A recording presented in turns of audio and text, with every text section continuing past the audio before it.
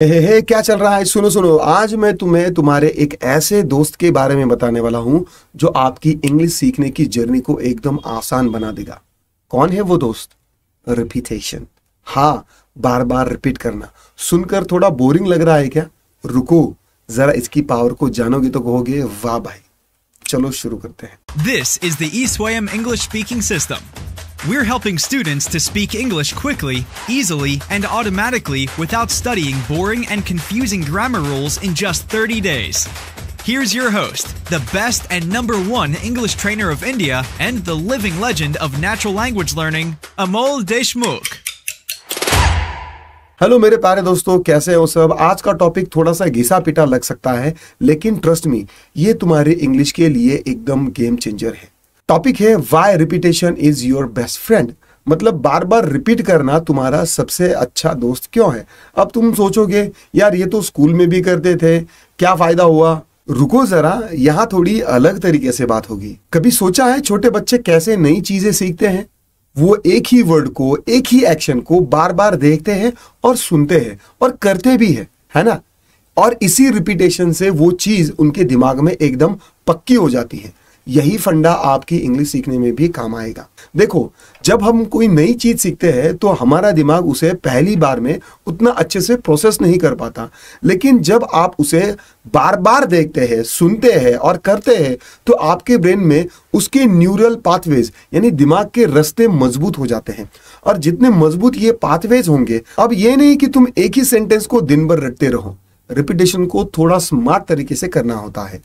मान लो तुमने एक नया वर्ड सीखा, यूबिक्विटियस, मतलब हर जगह मौजूद। पहली बार में शायद तुम्हें इसका मतलब याद रहे, लेकिन कुछ दिनों के बाद आप भूल जाओगे, आई गारंटी यू। लेकिन अगर तुम इस वर्ड को अलग अलग सेंटेंसेस में बार बार सुनोगे और पढ़ोगे और खुद इस्तेमाल करोगे तो ये वर्ड तुम्हारे परमानेंट मेमोरी में चला जाएगा। तो रिपीटेशन का पहला फायदा क्या हुआ? ये तुम्हारी मेमोरी को बनाता है एकदम आयरन क्लाउड। तुम चीजों को जल्दी भूलोगे नहीं। अब दूसरा कमाल सुनो, जब तुम किसी चीज को बार बार सुनते हो या बोलते हो तो तुम्हारी फ्लुएंसी अपने आप इंप्रूव होती है। हाँ, तुम्हारी जबान को वो वर्ड्स और सेंटेंस स्ट्रक्चर फैमिलियर लगने लगता है और तुम बिना ज्यादा सोचे आसानी से इंफॉर्मेशन को प्रोसेस करके बोल पाते हो। सोचो, जब तुम अपनी मदर टंग में बात करते हो तो तुम्हें सोचना पड़ता है क्या कभी कौन सा वर्ड कैसे कब कहाँ सेंटेंसेस में यूज करना, इसके बारे में आप सोचते हो? नहीं, क्योंकि तुमने उस भाषा को बचपन से बार बार सुना है और बोला है। वही चीज हमें इंग्लिश के साथ ही करनी है।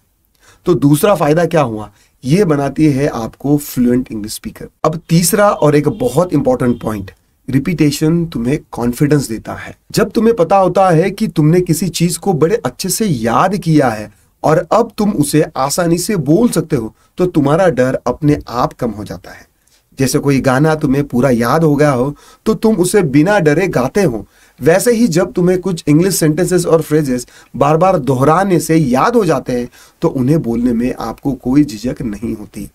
तो तीसरा फायदा क्या हुआ? ये तुम्हारे कॉन्फिडेंस को बढ़ाती है।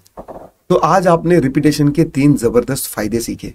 नंबर 1, ये तुम्हारी मेमोरी को बनाता है स्ट्रांग। नंबर 2, ये तुम्हारी फ्लुएंसी को इंप्रूव करता है।